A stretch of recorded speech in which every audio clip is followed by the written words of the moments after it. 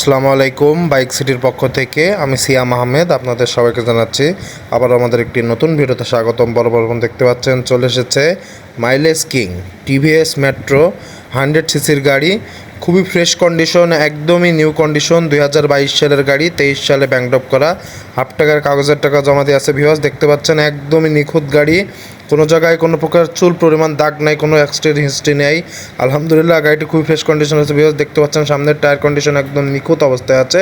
পাশাপাশি যদি আমি চারিদিক সিক থেকে দেখাই, গাড়িটি খুবই ফ্রেশ কন্ডিশনের ভিতরে আছে। ভিউয়ার্স টাঙ্কি সহ গাড়ির ইঞ্জিন কন্ডিশন দেখতে পাচ্ছেন একদম সুপার ফ্রেশ কন্ডিশনের ভিতরে আছে। গাড়ির কোথাও কোনো দাগ বা স্ক্র্যাচ নাই।